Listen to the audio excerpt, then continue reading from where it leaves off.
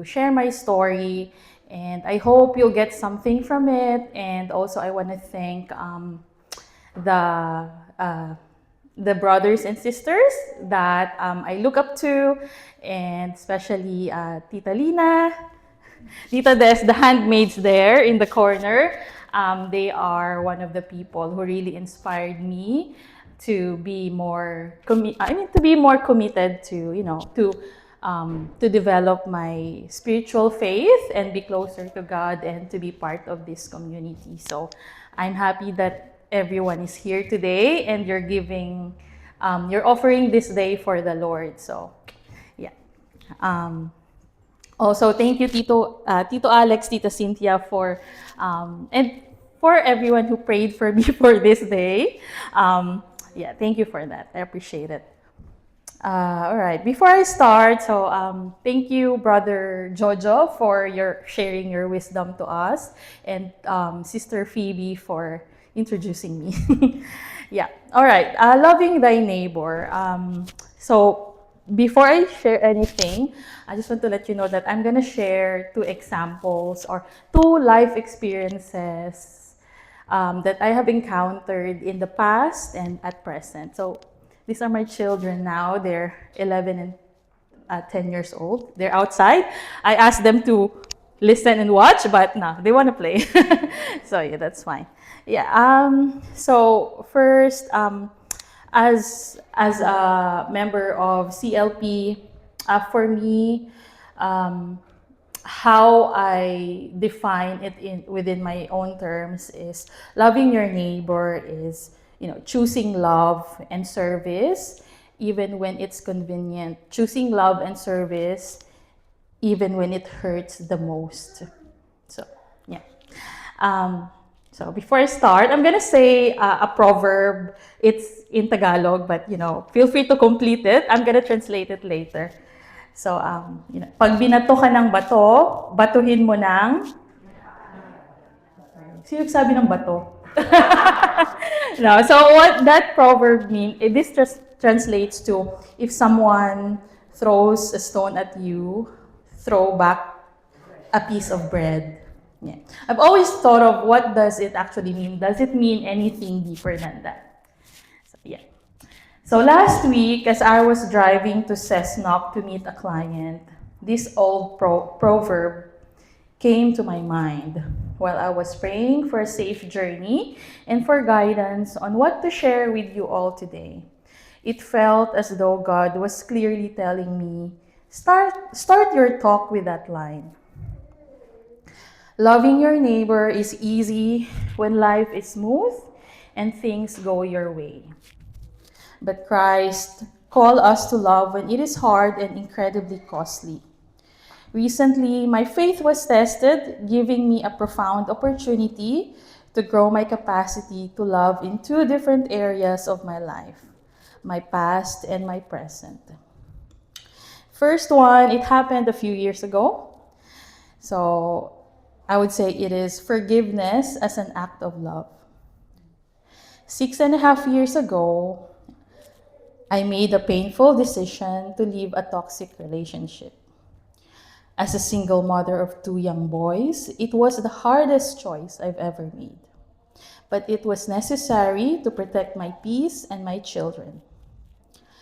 At my lowest point, the emotional toll had left me completely dead inside. At some point, I felt like my soul has already left my body at the time. I was so down, and I was thinking of self-harm. And because of that, honestly, that gave me compassion to people who are going through the same thing. But I've been there, I'm over that. And I remember waking up one day and realizing it couldn't get any harder than this. I told God, this will not be the next 7 years of my life. With just a backpack,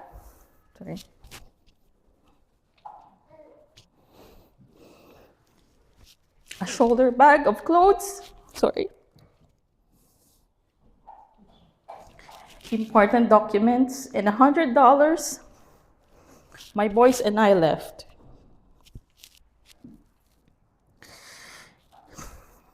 We stayed in a caravan for a few nights before a group of amazing women helped us move into a crisis refuge in Newcastle.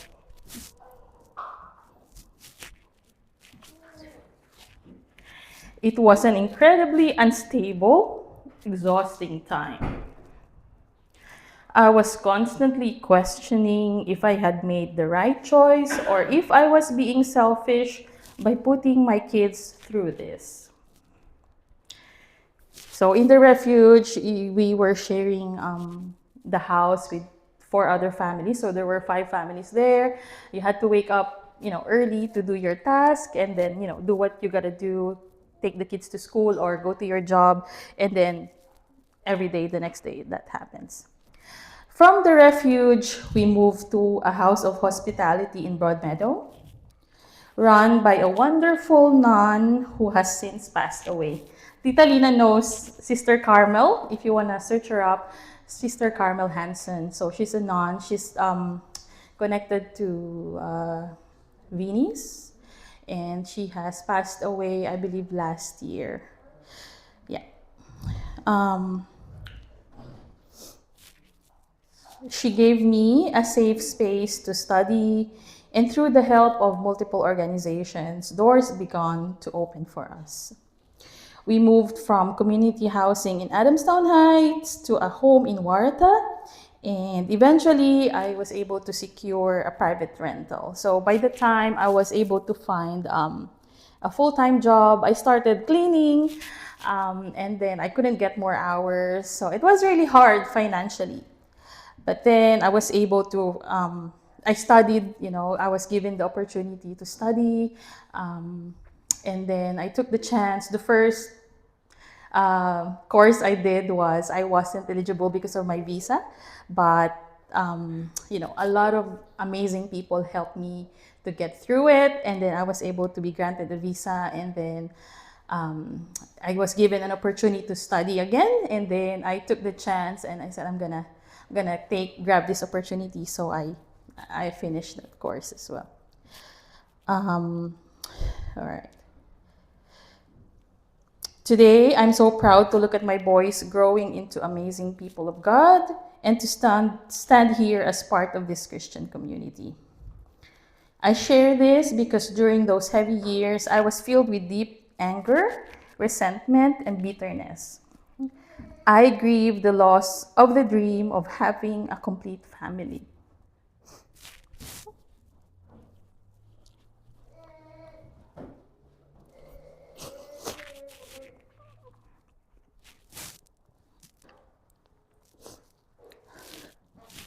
Sorry.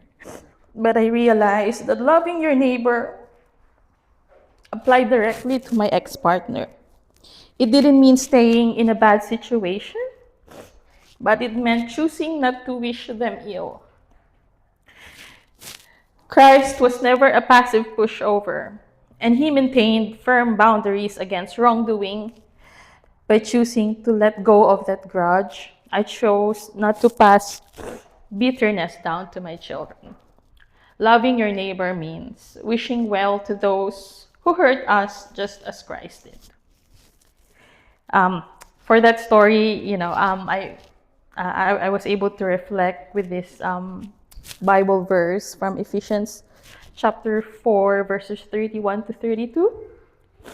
Get rid of all bitterness, rage, and anger, brawling and slander, along with every form of malice. Be kind and compassionate to one another, forgiving each other, just as in Christ God forgave you.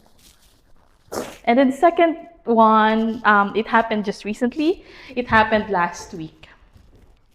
I would call it sacrificial service amidst chaos. A year ago, I transitioned to a new role, coordinating supports for people with disabilities, and I recently took on more complex clients. I told God that I wanted to serve vulnerable people through my work. I don't want just a mere career. I wanted my job to be my ministry, a way to make a tangible difference, a way to make a difference in someone else's life. But last week, my world felt completely overwhelming. On Monday, a situation regarding my ex-partner left me deeply unsettled. Immediately after, work became hectic. And then I had one client panicking about getting to an MRI appointment the next day, another crying on the phone dealing with trauma and a relapse before a house inspection, and a third client needing urgent discharge supports. My adrenaline was rushing, and I was desperately trying to hold it together while feeling empty inside. As I was driving near Market Town to pick up my boys, as I was driving near Market Town to pick up my boys from Ush, because I have to take them to swimming lessons, my car collided with another vehicle. I was in absolute shock. I sat there asking, why? Why now? Why is everything happening at once? I asked God while driving. If you want me to serve others, why is it so difficult? I don't know if I can keep doing this. That night, completely exhausted, I surrendered. I prayed, Lord, I don't understand your plan, but I am empty, I'm depleted. I surrender it all to you, let your will be done. The next day, God's grace took over. My insurance confirmed I wasn't at fault and everything would be handled. Though still overwhelmed, I went back to work. By 4 p.m., I remembered a client who had just undergone surgery, whom I promised to visit in the hospital.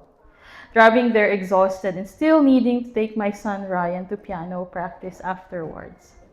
I prayed, please God, give me the strength to make it through this day. I don't want to let this person down. God kept pouring into me.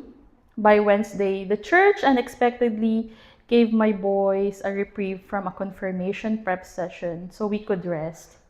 So Mary Ann, the one who organizes the sacrament of confirmation, she rang me because we missed 2 sessions. She rang me and said, oh, it's fine. You don't need to attend more sessions. Just go home and rest.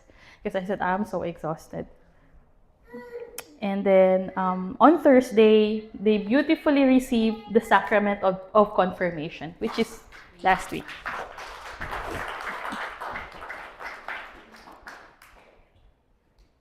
Looking back at that chaotic week, I realized that because I chose to take care of God's vulnerable people, when it was completely inconvenient for me, He took total care of me. He made sure that I was taken care of. And for that, I would like to, it mirrors this Bible verse from Matthew chapter 6 to 33. But seek first His kingdom and His righteousness, and all these things will be given to you as well. So, yeah. So for me, as a member of the CLP family, this is the heart of Christian Life program teaching. Loving your neighbor means forgiving the person who broke your heart and serving the person standing in front of you, even when your world is heavy. When we give God our radical, inconvenient yes, He will always provide the supernatural grace we need to love. And again, thank you so much for this opportunity. Thank you and God bless you all.